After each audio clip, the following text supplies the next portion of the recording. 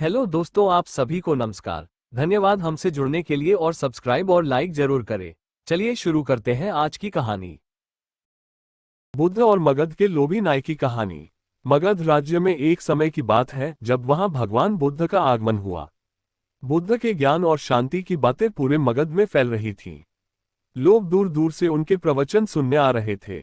उसी मगध राज्य में एक छोटा सा गांव था जहां रामू नाम का एक नाई रहता था। रामू अपने काम में बहुत निपुण था, लेकिन वह काफी चालाक और चतुर भी था।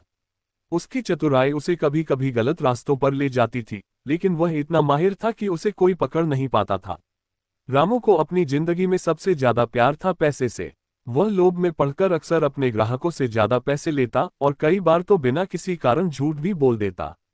उसे इस बात का एहसास था कि वह गलत कर रहा है, लेकिन उसे ये भी लगता था कि बुद्धिमानी से अपने फायदे के लिए चालाकी करना कोई बुरी बात नहीं है।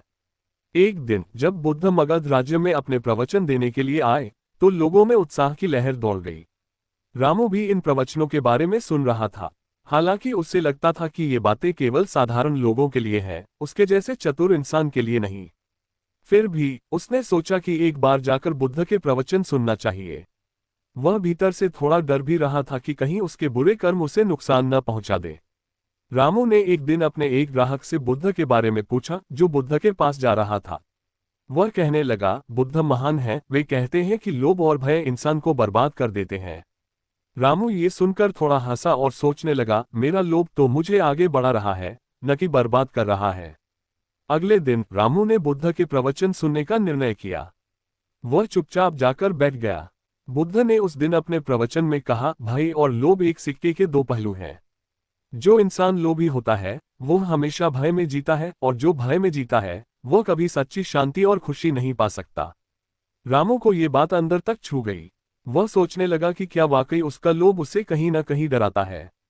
वह अपने मन की गहराइयों में झांकने लगा। उसने महसूस किया कि वह हमेशा इस डर में जीता है कि कहीं उसकी चालाकी पकड़ी न जाए, या कहीं उसका गलत काम उसे परेशानी में न डाल दे। उस रात रामू ने निश्चय किया कि वह अब बदल जाएगा, लेकिन उसकी परीक्षा अभी बाकी थी। अगले दिन रामू के पास गांव का एक अमीर व्यक्ति आया, जिसने बहुत सारा सोना अपने साथ रखा हुआ था।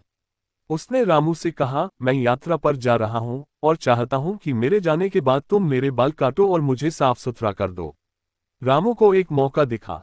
उसने सोचा, अगर मैं इस सोने को चुपके से रख लूं तो कोई मुझे कभी नहीं पकड़ पाएगा। रामू के मन में लोभ और बुद्ध के विचारों के बीच संघर्ष चल रहा था।